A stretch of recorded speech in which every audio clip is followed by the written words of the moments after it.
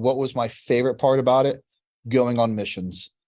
And I wish somehow, some way, I could let others feel that feeling of getting on, whether it's a little bird or Black Hawk helicopter in the middle of the night with 9 of the most prolific killers America has to offer, and taking off under nods, going to visit one of the worst terrorists in the world, knowing that this is his last night on earth, and you are going to be the reason that is. 111, 110.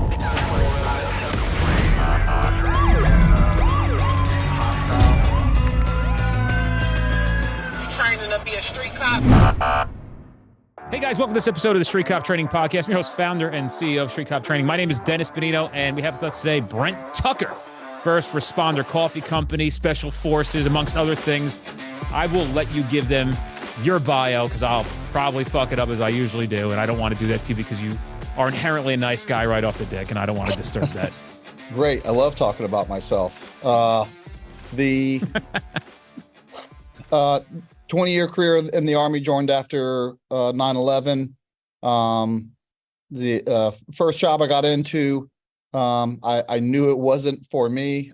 So I joined after 9/11 specifically to do something in retribution, for that atrocity. So it took me till about 2003 to realize that I want to be a Green Beret, and that's where the action's at.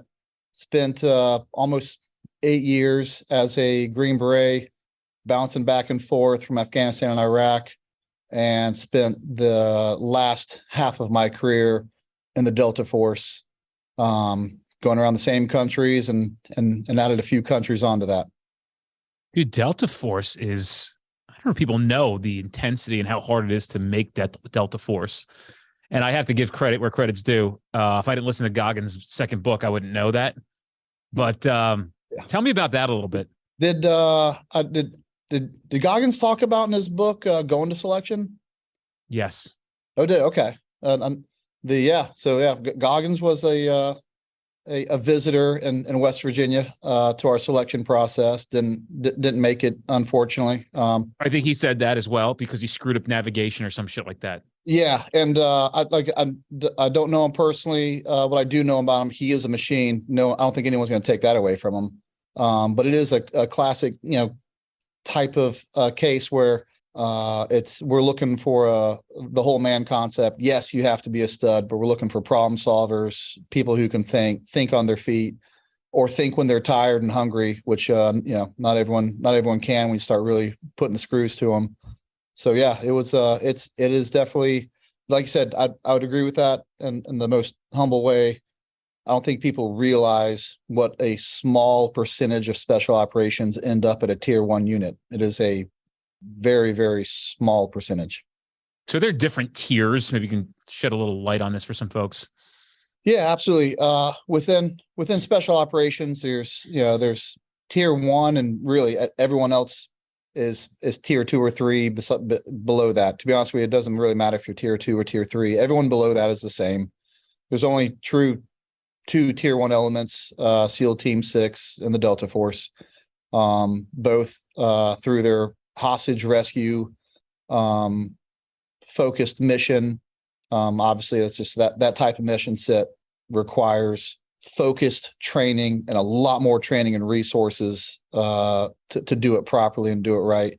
And then everyone else is tier 2 or below. And like I said, it doesn't matter who you are. It'll offend some people or some fans, but the guys in those units will know because it's just a fact.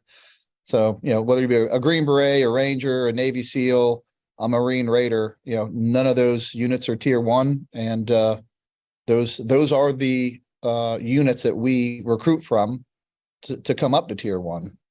What did you like the most or love about the Special Forces tier 1 Delta Force, which is fucking awesome, dude. So, and by the way, thanks for fucking all your service, bro, because you're so much tougher than I am. Let's face facts.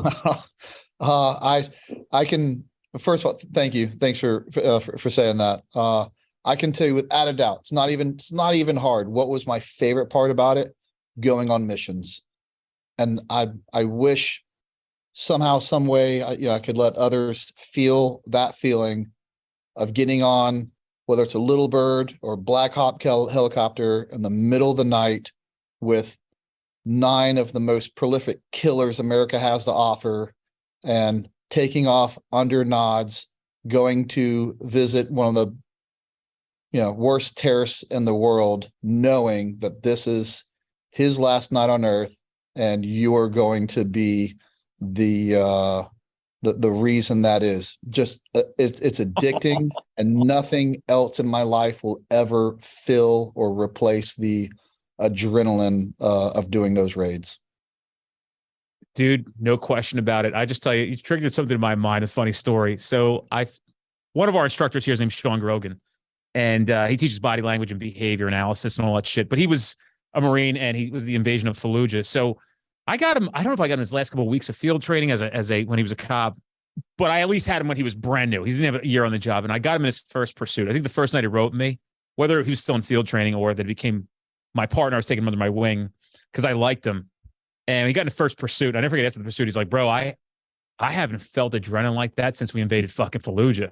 He's like, that shit was legit, dude. And I got to tell you, on a much smaller scale, pursuits as a cop, oh, Brent, they're fun. I believe that. I still try to go on ride-alongs about once a quarter. I help out with the local SWAT team here in the Orlando area. And I still go on ride-alongs with those guys that are on the full-time team, and I enjoy it. It's awesome, bro. I can't imagine what it's like to be like. I think a lot of people who listen to this podcast have adventure in their blood. I think that's why a lot of us take police work as a profession. My friend Tim said to me one time, we had some crazy storm kicking off. Right, it's raining, the fucking creek, everything's overflowing, and it's a fucking nightmare. And my friend Tim said, "Isn't this the most fun time to be a cop?" And I go, dude, I'm like tying rope around my waist and wading into waters to rescue Labradors. And like, he's like, isn't this the fucking best? And I'm like, dude, it is. Like, this is the best shit, dude, to have a good time. I had a blast. So much fun. And I think that's why we deal with it, or the bullshit, because the job is really fun and really challenging at times. And again, I'm not trying to compare it to being a tier 1 operator, but I don't take it that way at all. The human psyche is good in this aspect that, generally speaking, it forgets the bad times, but it hangs on to the good times. So it's why you look back on our career and you look back on how great it was. But you kind of tend to forget all the bull crap that you dealt with. But I'm glad it works that way. We had, I wonder who. Let's see, who was it? Somebody's on recently, and we have right. Nick was on recently. He was a Navy SEAL, and I said, tell me something that people don't know about Bud School that maybe something really fucking strange. And he said, you're in the ocean all the fucking time, and there is no better feeling than when your friends piss on you to try to just warm you up for a second. I knew immediately. For warmth. Yeah, he's like, dude, he's like, when you feel somebody else's urine, it's like the most refreshing thing. You got anything like that? It's a fleeting warmth. It was like that for dive school or just doing like dive missions. I get that. But a lot of things we do, really, even in special forces, even to the unit, our selections are very different. They're very much individually driven. And then our training courses after that are team driven. But Buds, puts a strong emphasis on teamwork right off the bat. So there's a lot of things you do as an individual during those selection processes. But yeah, I can't think of anything really strange, other than just like your standard hallucinations, that happen when you get so tired and been going for so long. You see some weird stuff. You see some people act really weird. How do you dig past shit like that, dude? How do you get to that point and just where do you find yourself in that last bit of energy that you're fucking just running on fumes? And I think that's at the end of the day, I really think that small portion is you're working so hard to get to someone to that level. So it's kind of like working out, right? Say you work out for an hour, but that last 5 minutes of your workout is where you want to be. So if you could just skip to that last 5 minutes of that absolute, exhaustion and pushing through, that's where your gains are made. Same thing with that. And I think that's where you have to push them that level to see what they're really made of. So I think everyone deals with it, or everyone has it, but you deal with it in different ways. So you either have the internal fortitude to say, no, that's not where I'm going to let my mind wander. And I'm going to, even though you're seeing things and dealing with things that everyone else is, that's just finding the guy who's wired right to not let his brain go there. What did you know about yourself before you went in, and why this type of work and mission attracted you? That's an interesting question, because it's almost a reverse. It's not, I didn't confirm what I knew about myself. Before the military, I was very risk adverse. As a kid, I didn't ride roller coaster rides. I didn't like heights. I didn't do things that were like really dangerous, per se. I did like racing cars, like the quarter mile drag strip, but that's a very safe thing to do, like, generally speaking. So I wasn't necessarily much of a risk taker, but like a lot of people, I thought that was I always thought like, hey, I didn't get into a lot of fights, but I always felt like, if I was pressed, that's the kind of man I thought myself to be. But there's a lot of people who think that they're, that particular type of man. And it's very gratifying to go through that and prove to yourself, hey, just because I wasn't tested yet, yes, that is the type of person I've always been. I just needed the opportunity to get tested and prove it. And more important than that, it's not just the getting tested, it's proving the type of man you are to prepare for that test. That's where we separated men from boys, who showed up prepared. And then after that, it only separated more after that. Do you think people that you went to high school with, or who knew you as a child, would have had you pegged for going Delta Force Tier 1 operator? No, I get it all the time. I was undersized as a high schooler. When I was 16, I was probably 5'3". Oh shit! And probably, I don't know how much I weighed, but it wasn't impressive, whatever it was. I grew a couple inches every year, but by the time I was a senior, I may have graduated 5'8". But I continued to grow a couple inches every year, even after high school, until I finally hit 6 foot.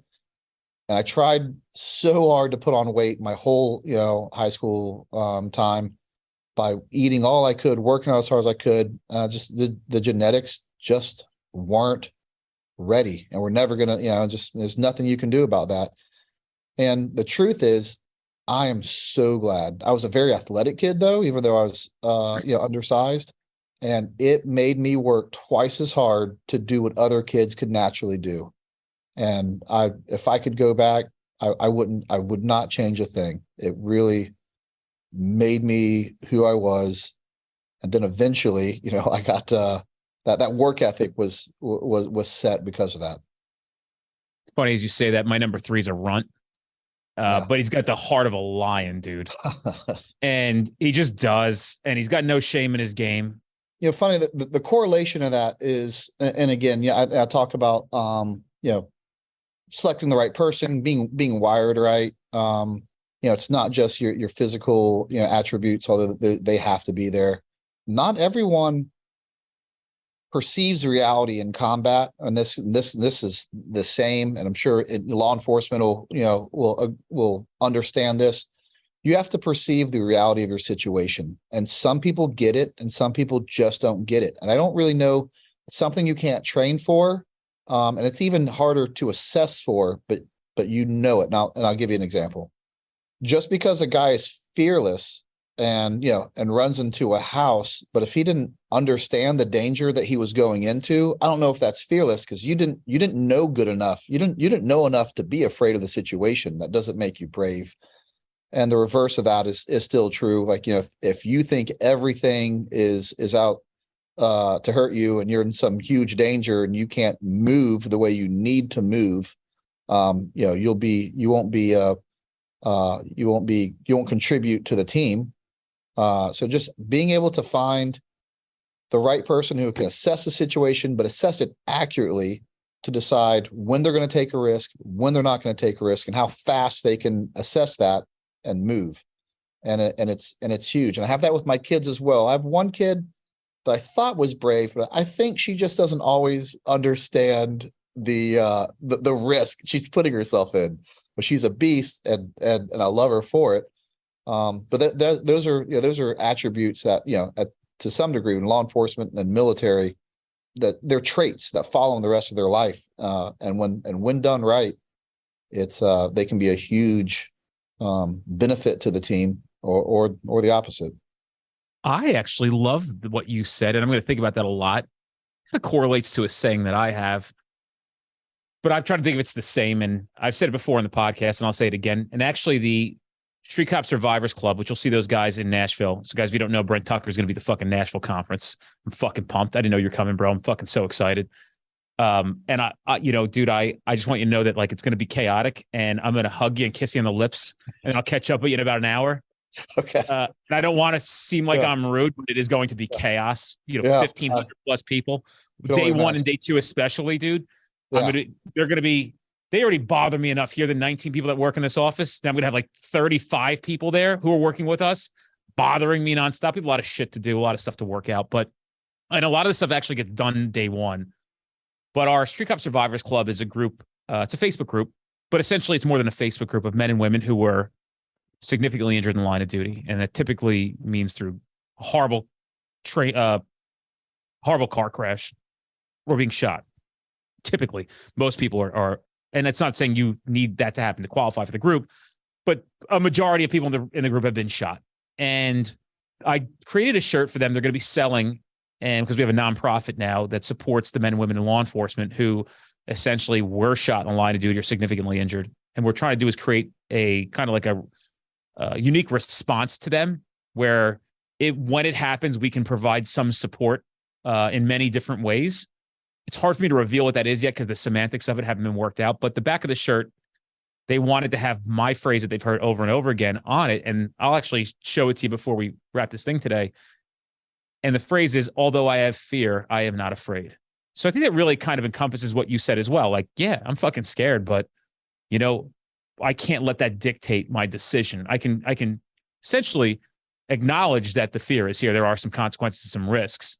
There's no success without risk. And I don't care if that's on the battlefield. I don't care if that's in business or just in life. Hopping on that job is no guaranteed of success. There's always risk involved. But in the day, I will bet on myself that if it doesn't work out, then I'll figure something else out as well. I'm just not going to play it safe my whole life. You'll get play it safe prizes as well. And just think, for the generally speaking, guys like me and you and even her, because she did it, are willing to take that risk. You'll be surprised when those non-playing it safe surprises and prizes show up in your life, because sometimes you'll feel like you're getting beat up and beat down, and maybe like, I don't know if this is worth it. And then out of nowhere, something fucking amazing happens. Just amazing. Speaking of fear, I got a chance to go shoot with Tim Tebow, arguably one of the greatest college athletes to ever play the game. And after we got done shooting, we were having dinner, and like the thing he was interested the most, he goes, "Hey, were you nervous before missions? How'd you deal with the nervousness? How'd you deal with did you think about failure? What did you think about? Like you could tell it was very intriguing to him. The psyche before the big game was something he was very interested in, that on other levels. So we talked a little bit about it, and I asked him, I was like, was that, how'd you deal with, my gosh, hey, at the end of the day, at least there's there's not a million people watching me, if I mess it up. I said, were you nervous before games? And he's like, man, on that bus ride to the stadium, I could, I was almost so nervous I could throw up. And that's all you could think about was messing up. And so it is odd, and it doesn't matter who the person is. It correlates all the same, whether you're, it's just human nature. Like fear will always be there. But like I said, but you can't You can't play afraid. So how nervous were you? Uh, Generally speaking, on the ride out there, I could fall asleep on the helicopter to the mission. I'm just not worried at all. You get woken up, or at least kind of start moving to the sides of the helicopter at 6 minutes. So at 6 minutes to target, now you have the other 5 minutes to really think about this is happening. What you thought was going to happen is now about to happen. In your mind, you start going, okay, this is where I'm going to land. It's in the middle of the night. It never looks the same when you hit the ground. Everything always looks closer, or everything looks confusing because you're looking at a map from the top, and now you're in a 3D model of it in real life. You're not looking at the rooftops of everything. And you start wondering, am I going to go to the right house? As soon as we land, is this village going to erupt in gunfire like it does sometimes? And all these kind of the same thing that Tim was talking about. That is my bus ride. That 5 minutes of quietness, waiting, that we're really close to target. And then you get the 1 minute call. With the 1 minute call, you start to kind of the area you studied, you start to recognize it. And you're like, okay, I know where I'm at. And then by the time you get the 30-second call, like before you land, you're only worried about where that was my kind of afraid time. And I'd get sometimes so nervous that some missions you just know are going to be bad.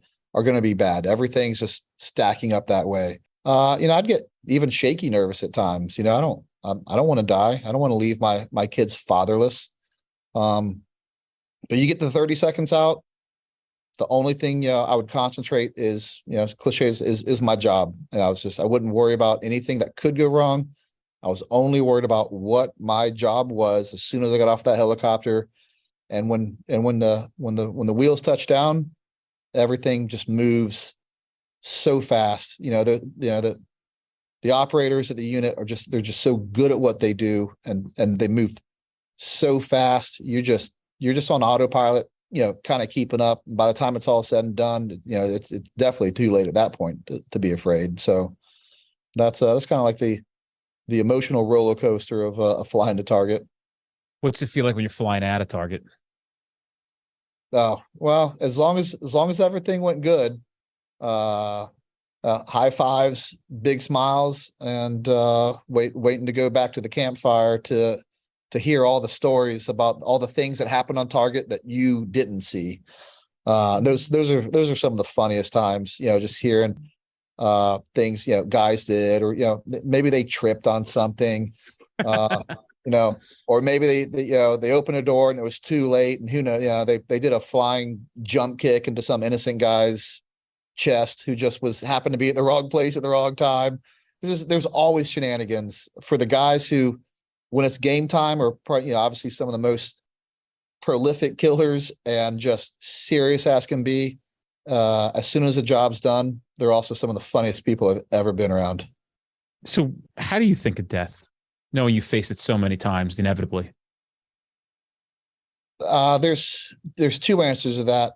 And truly, and I've buried a lot of teammates, and friends, and it's part of it.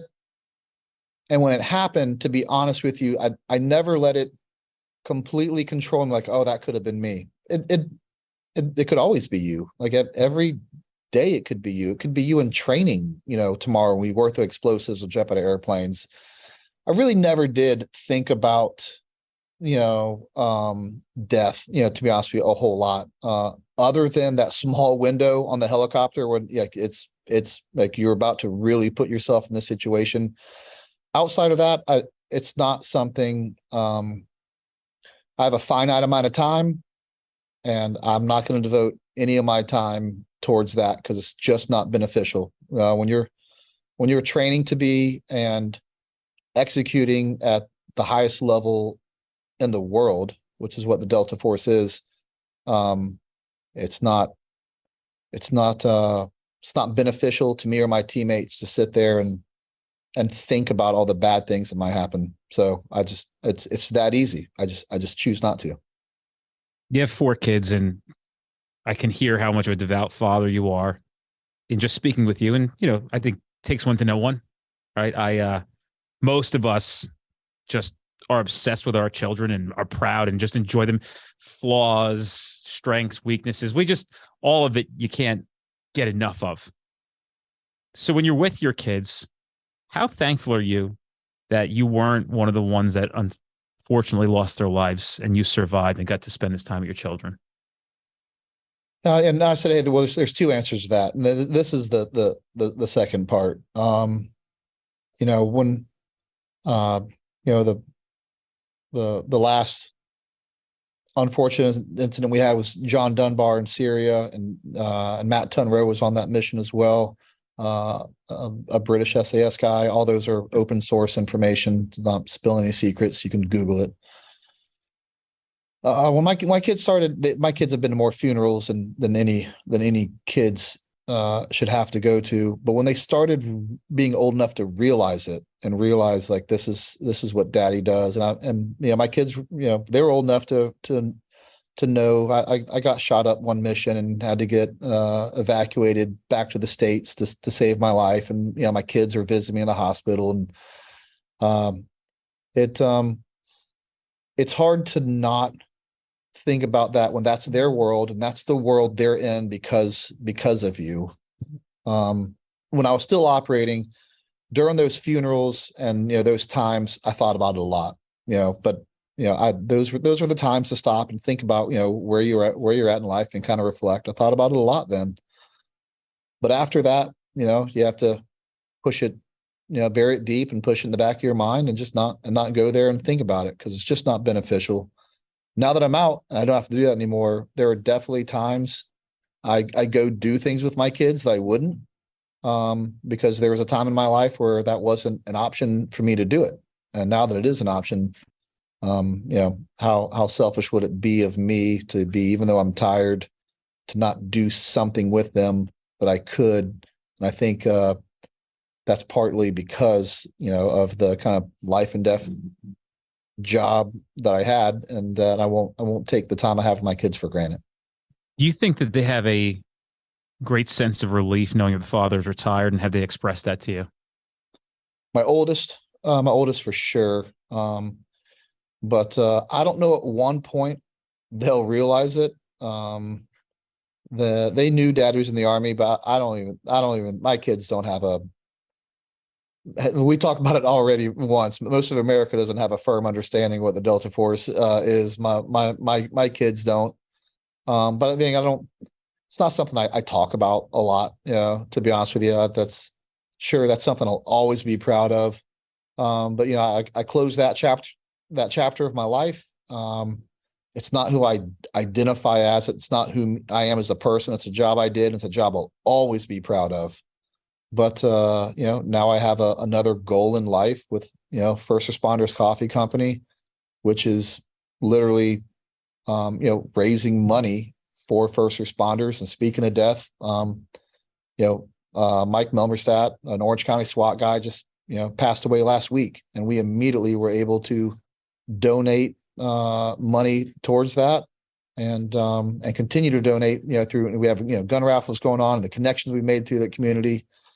Being able to be there for other families going through it, knowing what that's like and what it means, just gives you a new purpose. And so we're glad to be a part of that. I think you kind of touched on this a little bit, but I did want to ask this question formally and get a formal response. Do you think that you have a greater appreciation for life and for being a father to your children after living the life that you've led thus far? Probably more than most people. 100%.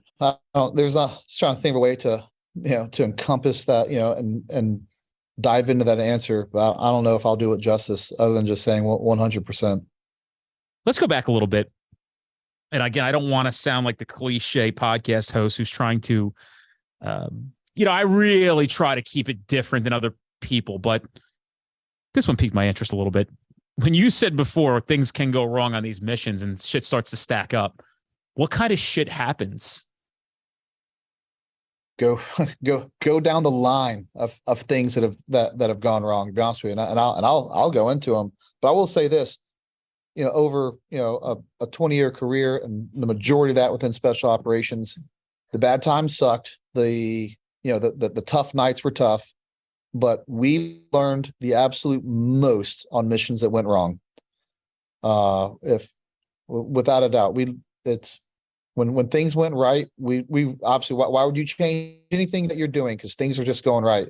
But in hindsight, we found out there's a lot of times we just got lucky, and things went right, not because of how great we are, but because sometimes you just get lucky. So when things go wrong, pay attention, because that's when you're going to learn the absolute most. And I've prided myself my whole career not on being perfect. I've made so many mistakes. You wouldn't believe how many mistakes I've made, but I've always prided that I don't make the same mistake twice.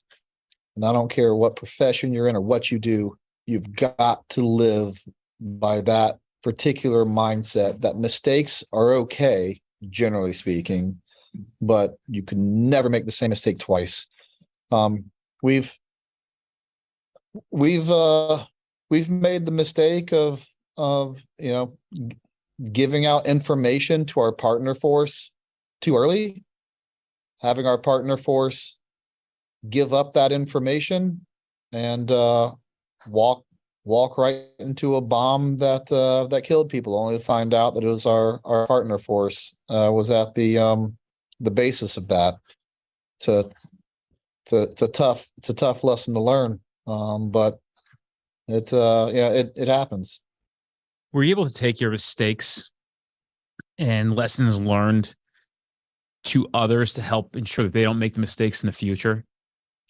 Right after when I got out of the military, I contracted as a 1099 contractor with a company called Velocity Training. They had a lot of like special operation contracts. So I did a lot of training in CQB for the next generation of special operations, which is great because really, my experience, of combat from 04, all the way to when I was in Syria to the late teens. No one else was getting actual combat experience, especially in that late in the game. And in Syria, we were the only ones doing offensive operations in Syria. So I've had, firsthand combat experience my whole career. And the truth is, on the white side or the non-tier 1 side, a lot of those guys, even though they're Green Berets that have gone overseas, they probably haven't conducted, or Navy SEALs, they haven't conducted a real world mission. And although they train for it a lot, it's not a hit on them. It's just a different time that they're in. So getting to give them all this real world experience, so they don't have to learn it the hard way that me and my teammates had to. And it's the same way with law enforcement. I've traveled around the country, working with various SWAT teams, and I'm never that guy that shows up. I'm like, hey, this is the way the Delta Force does it, and now this is how I expect you to do it. I show up, I see how they do business, and when they ask, I say, well, this is how we do it, and I let them kind of pick and choose, what works for them and what doesn't, because I'll never pretend to that I did their job. I don't. There's so many other things that they have to take into account that I never had to. But there are a lot of things that cross over that I thoroughly enjoy sharing that knowledge with. Never make the same mistake twice. Why do you think some people make the same mistake twice? Do you think it's the risk level of the mistake? And I'll tell you one thing that just comes to mind when I hear that, because I feel like I am some kind of like relationship mogul, and I watch people engage in dating the same person over and over again. And I don't mean the same person per se, the same person with the same name and identity. I'm saying the same person with the same bullshit bag of garbage that they got the last fucking person. So I guess that's really a psychology question right there, that on that sense. But why do you think that? Good. I can answer that. Generally speaking, when it's, things like that, like lifestyle choices, which is part of the don't make the same mistake twice. Self-control, just a lack of self-control. There's a real lack of either self-control or lack of accountability, in general in this country. And, I'll take flack for this, but that's okay. I only know one way to say things, and that's just the truth and how I feel. There's not a lot of self-control and accountability here, because if you continue to drink alcohol, it's not your fault. You're an alcoholic. It's, there's nothing you can do about it. If you can't pay attention, it's not your fault. You have ADHD. I can go down the line. Nothing's anyone's fault. No one has self-control. That's why you make the same mistake twice, because you have no self-control. And the second part of that, when it comes to performance-based, you're just not good enough. And so you couldn't meet the standard, and that's why you made the same mistake twice. And that's, I could probably package that nicer, but those are just the answers to the test. Sometimes I like the idea that people don't have self-control and discipline, because it kind of lets the cream rise to the top a little bit easier. When you actually have self-control and self-discipline, it kind of really makes the playing ground of the game you look to play on a higher level very, very sparse. There's not many people who can play in high levels of discipline. And not to try to walk it back or soften it up, but it's just the truth. And we live in a society where, everyone gets a trophy and everyone should be able to do the job that they want to do. And that's just not true. So many people will just not be able to do certain things. Certain cops will just not be on the SWAT team. But that doesn't mean they're, not good individuals. They just have to refocus and see what they are good at and find something else. But, when it comes to the life and death world of tactics, there has to be a standard, and not everyone is going to get to wear the tab or the patch or get to play that game, because the risks are just too high. A month ago, basketball season ended here, and my number 2 was waiting around at his last game. And I go, "What are you waiting for?" He goes, "Oh, they're going to give out trophies." And I looked at his coach. I go, "You just got trophies for these guys?" He goes, "We don't have any trophies." And he goes, "What do you mean there's no trophy? You got a trophy last year." I go, "Let's go. Get out of this fucking building as fast as possible." And I get in the car. And he's like, "I don't understand, Dad. Like, I wanted to get a trophy." I go, "You didn't fucking win anything, dude." Right. Like, I have taken some of their stuff, and I'm like telling their mother, I'm like, "Don't let him take that. All he did was participate. Throw it in the fucking garbage." I passed my thoughts on to some of these coaches. Like, listen, when you give out the fucking trophies, that's fine. My kids ain't getting them. Don't even make them for my kids. Save yourself the $15.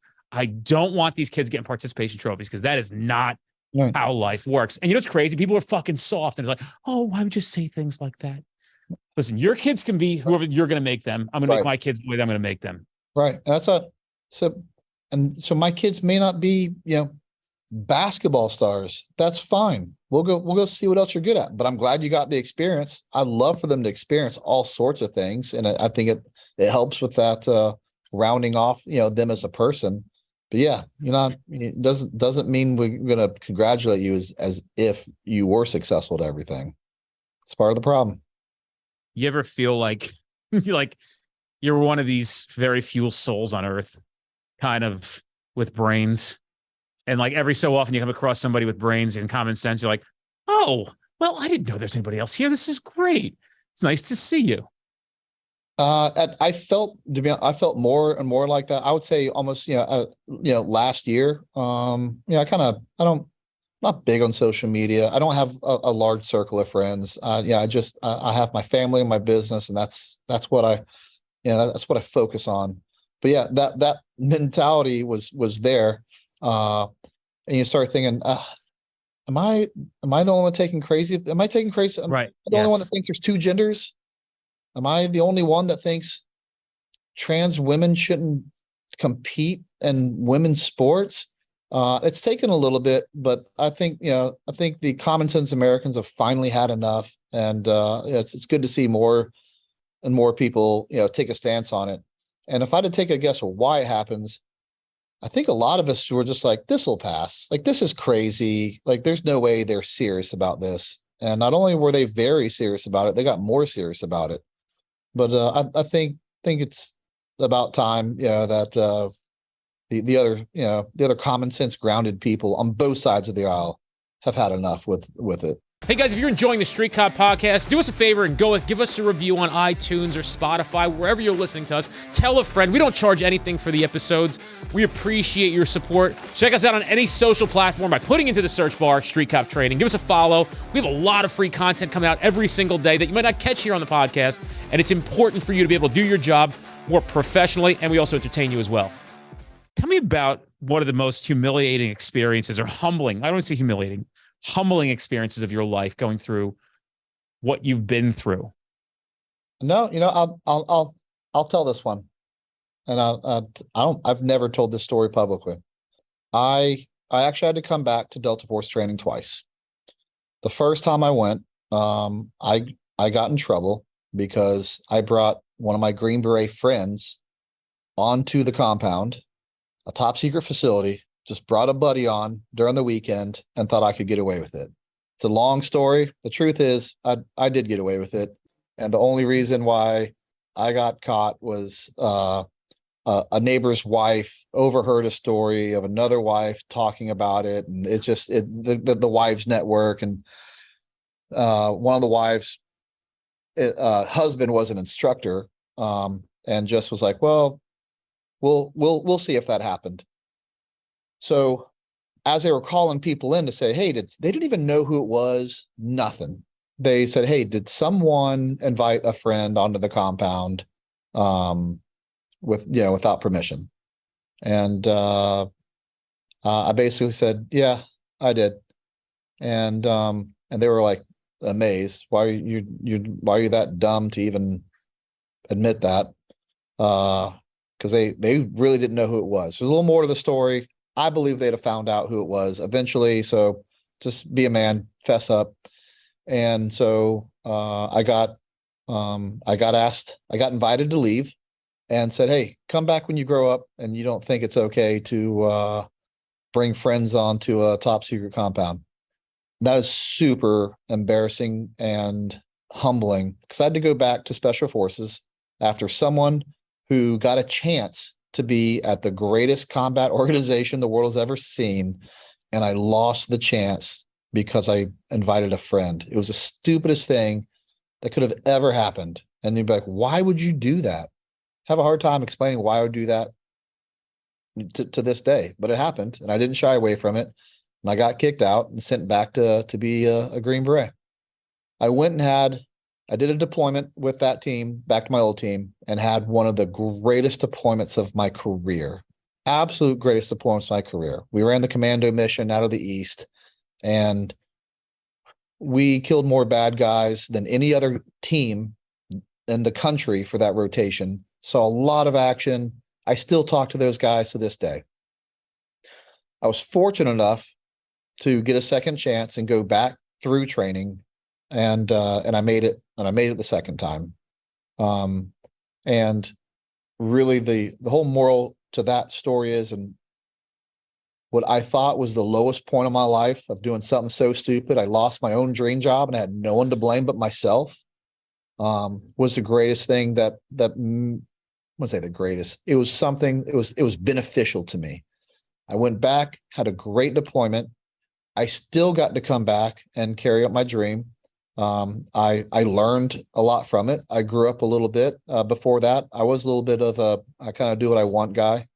I grew up a little bit, and I also I was at the very end of the training course too. I mean, very end of it. And almost everyone, so I know I would have graduated. Everyone from that class went to one squadron. When I came back, I ended up getting assigned to a different squadron. And I'm so grateful that that was the squadron I went to. And if it wasn't for that mess up, that I wouldn't have ended up with that squadron. The other thing it did is I was a little bit intolerant of other people's mistakes, and I would kind of crush people. Well, when you have that mistake in your background, it kind of makes you understand, hey, people make mistakes. And I was able to mentor other guys or new guys that made a mistake so big that they had to be released and told, hey, you can come back. If it was one of those decisions that you have to leave, but we'll let you back. And I was able to mentor those guys And I thought no one would ever forget about that. I thought I'd be the laughing stock of the unit my whole career. Yeah, you kind of build things up in your own mind that I would always be that guy who let a friend out on the compound. No one knew I did that. Nobody knew I did that. About 8 years into work there. And when new guys would make mistakes, I would have to leave. I'd tell them the same story. And I would say, hey, did you ever hear about the story? We're a very small unit. So stories, everyone knows the stories. They get told over and over. So did you ever hear the story of the guy in OTC that let a friend onto the compound? They're like, yeah. It actually is now during the in brief. When you in brief, you get told, don't be like this idiot who brought a friend on the compound. It's like, yeah, we heard that story in training. I said, well, that was me. And they're like, no way. I've worked with you for 2 years, had no idea that was you. Yep. And look at me. I'm been here for almost a decade now. You can overcome this. Go, grow up, come back, take your lickings. Life has a weird way of working out. And almost every mistake that I perceived as either a mistake or a move that I thought was bad, in my career. I got moved to another team or something I didn't like. As a 40-something-year-old, when I look back at that in the long picture, every single one of those things worked out for me. But I didn't let them overwhelm me and crush me as a person. As long as you learn from it and come back and use that as motivation to be stronger or better, they can be blessings in disguise. And that's what they ended up for me. Feel like being that mentor is exactly what you were supposed to do with it. And the story's kind of similar here, where I tell guys in class, I'm like, guys, I've made every mistake on duty and off duty. I've done it all. And, I'm here today to tell you that here's why it happened and here's how to avoid it happening to you, because I'm going to save you so much trouble in the long run. Because nobody ever put their arm around me as a younger cop and said, hey, here's some advice moving forward. They just didn't. And there was 200 people I worked with at an agency, but nobody cared enough to say that. And I probably wasn't mature enough to give that advice until I was in my 30s, to be quite honest with you, because I wasn't an example of that advice. Same here. But, most of my life is this stoic thing where I'm really trying to give people advice of the hardships I've been through and how it can help them. And kind of this podcast is about that. And dude, I got to tell you, I'm so thankful that you shared that today, because what a gift to the world you've given everybody who probably have a hard time admitting to shit themselves. But, it not only did it speak volumes of your character then and the integrity for you to say, yeah, that was me, when you didn't have to say that, which I'm sure everybody listening to this podcast got just a whole new wave of respect for it. Not that they didn't have enough to begin with, but Jesus Christ, now you're like, forget it. But then on top of it, to use that for the betterment of others, it's very interesting. My humbling story is not even close to that. Mine's a more recent one. I guess at times you think that I don't think I'm hot shit. I try to have small celebrations. And I guess in the context of some things, we tend to think we're hot shit a little bit until you meet motherfuckers that are way more hot shit than you are. So just so we're clear, everybody who's out there, one of the best things you can do is continue to deploy as much humility as you possibly can, because just when you think you're the hottest shit around, motherfuckers show up and they're just way more hotter shit than you are. And I got to tell you, dude, not to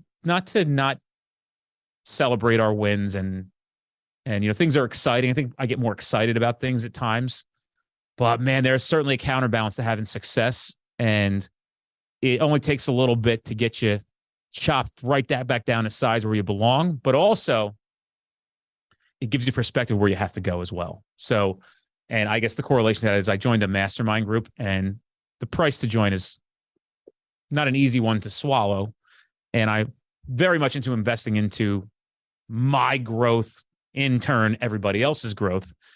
And when you understand that process, which I'm sure you do, you're a business guy, you'll get what I'm saying. Some people say, what does that mean? Well, it means that if I learn how to do this better, that means it's better for everybody else as well. That's what I'm trying to do. And that's on every level of running this company and being the person you need me to be. And I went to the first event with those folks, and some of them I think were a little peacocky and trying to show off a little bit at the beginning, and some of them weren't.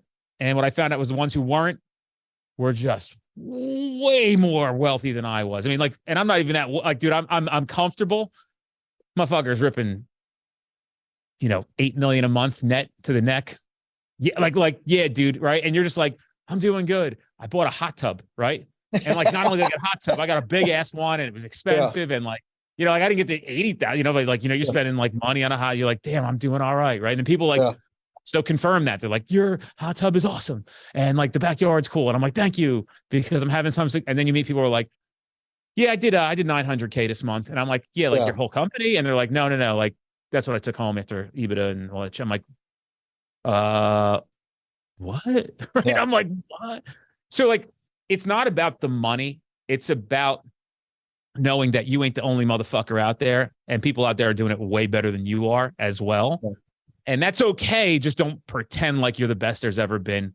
And as long as you can hold on to that. And I say that because I can think about cops who are like at their agencies and probably good at what they do. So they're good at going out in the streets and fucking catching bad guys and might have some real cockiness with them, but the real power is in the humility behind that. And not taking that and saying, I'm the best there ever was or the best there's ever been. Your small circle of people, you can guys goof around with that. But constant humility is something people really admire. So I was especially as a 20-something-year-old Green Beret, I was a very cocky person, but I wasn't the best Green Beret in my company. I wasn't. There. I knew for a fact there was better guys than me, and I never claimed to be the best. I just always knew I was better than most of them. I didn't think I was the best, but I wasn't scared to tell the ones I was better at that I was better than them, and then prove it. But my point is, the guys who were better than me didn't go to the Delta Force. I did.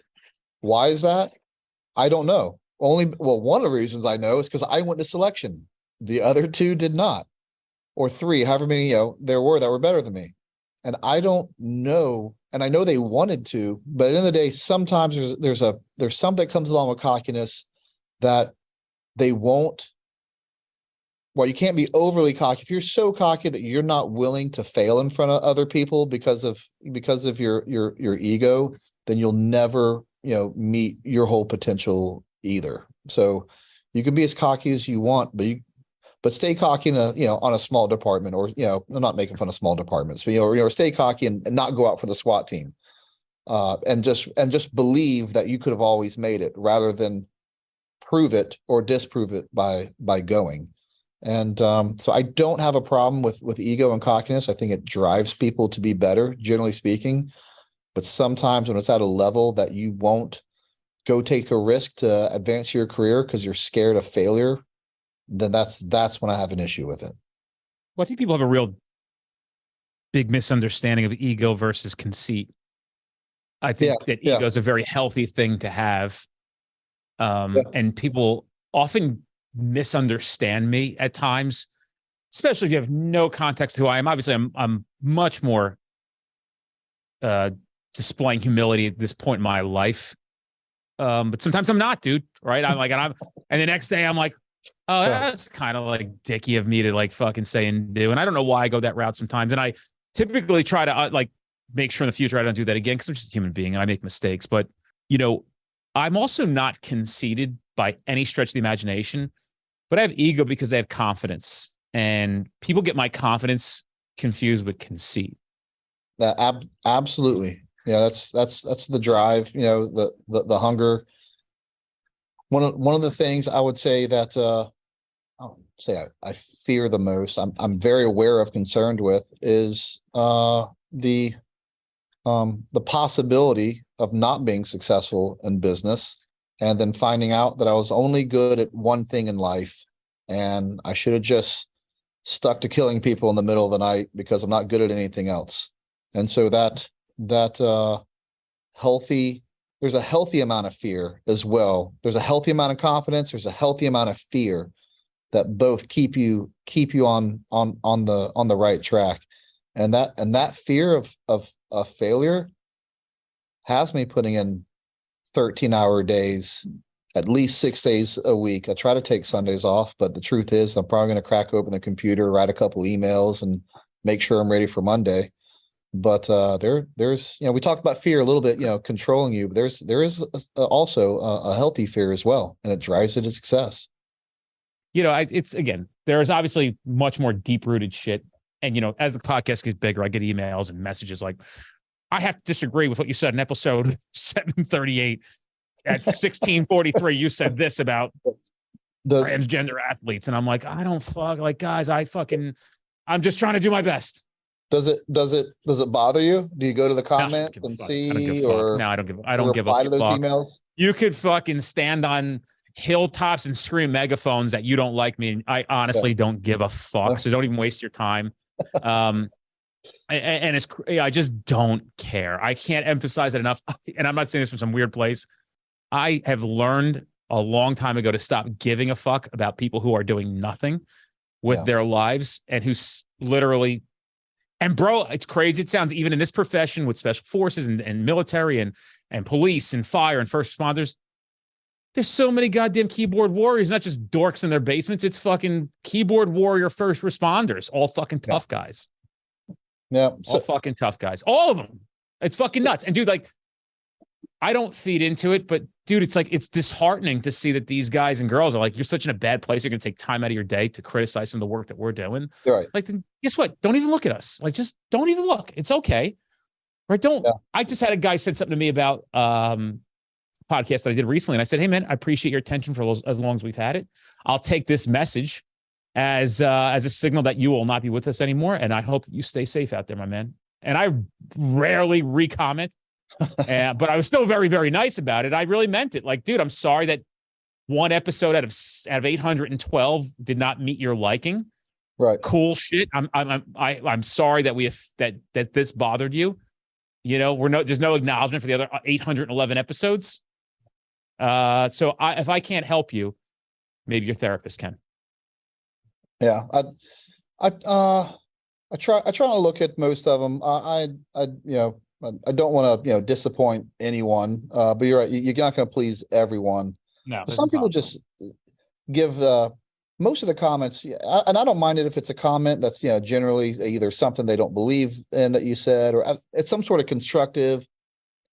Case in point, I think a couple of days ago, we made a post and it said something about coffee being the most natural pre-workout energy drink that you could consume, which is not that's it's a factual statement.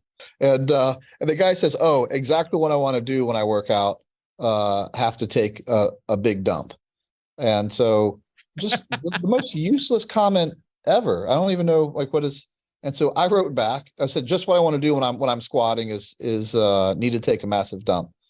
I don't normally personally get on and jab back and forth with people. So I immediately wrote him and I said, well, thanks for letting us all know that your digestive system is probably as weak as your squats.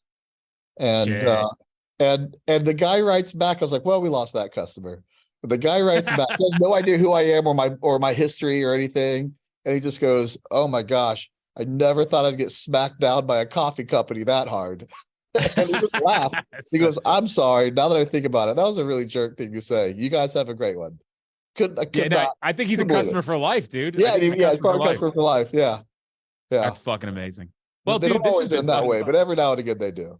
Yeah, listen, dude, honestly, I've had people apologize to me on many occasions, and I think people have, I've earned people's trust at this point. And I have owned anything that I did that was not correct, or if I've ever misbehaved, I've apologized to people. It's very rare. I really try to employ a lot of thought before I do anything.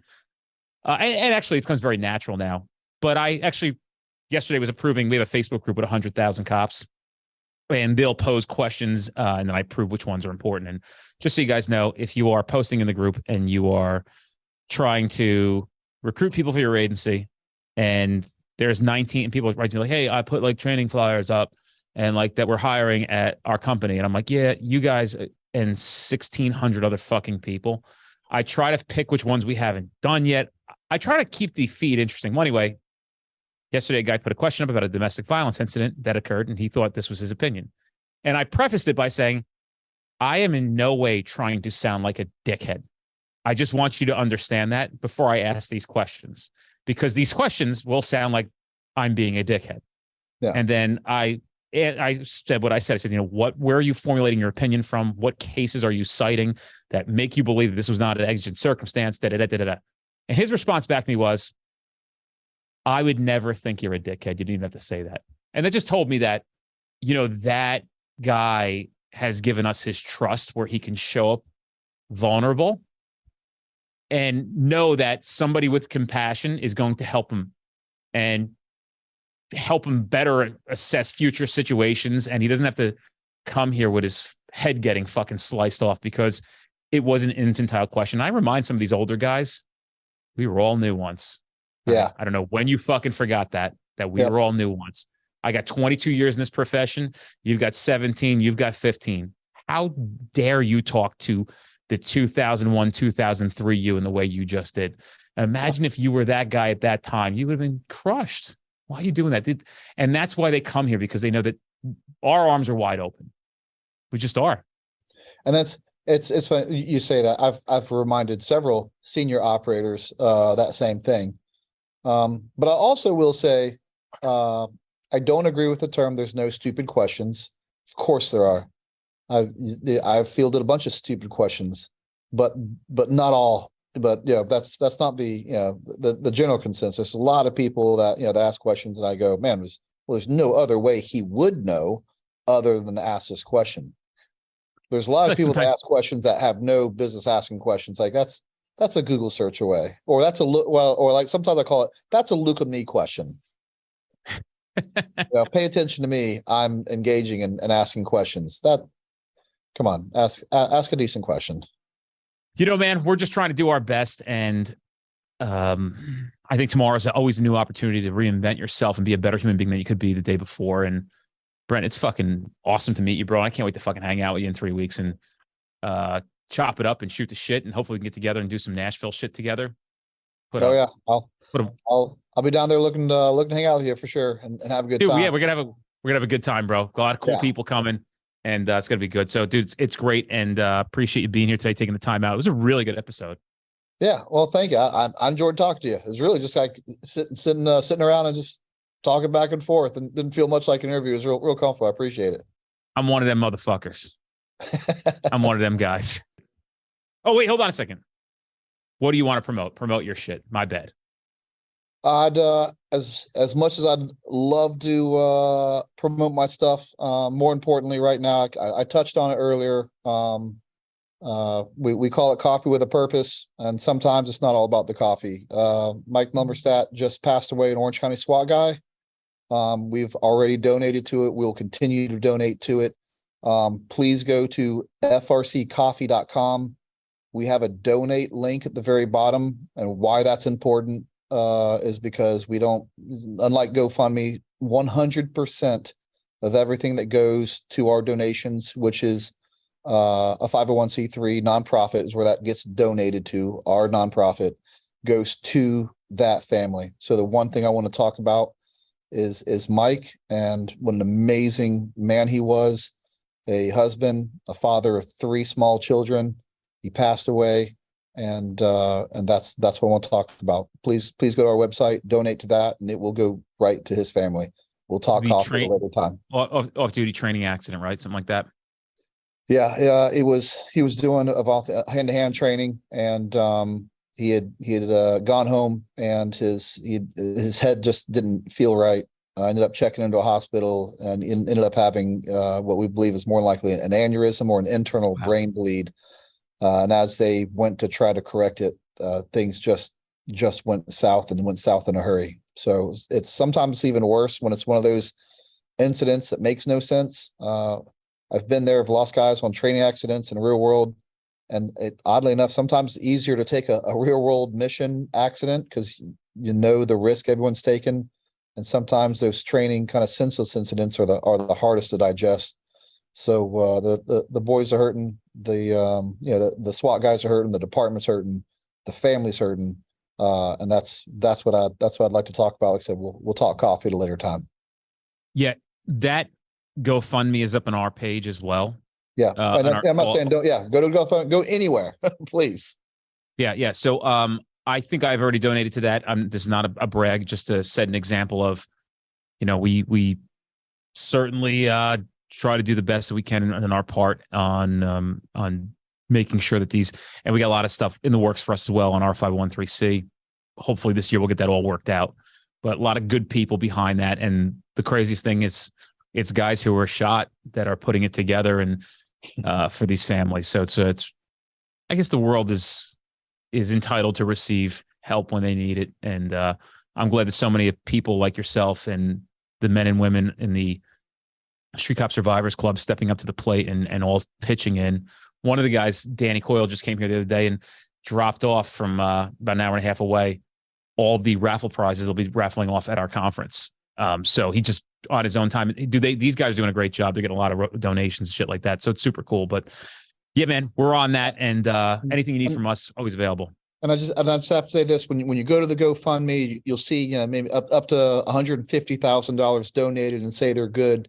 I just have to remind you, he was the sole breadwinner for the family, and $150,000 does not go far when that's 2 years of work for the guy, and his kids have a lifetime of needs that are going to come around. So continue to give regardless of whether you think they've been helped enough or not. I assure you they have not been. All right, on that note, we'll be wrapping this up.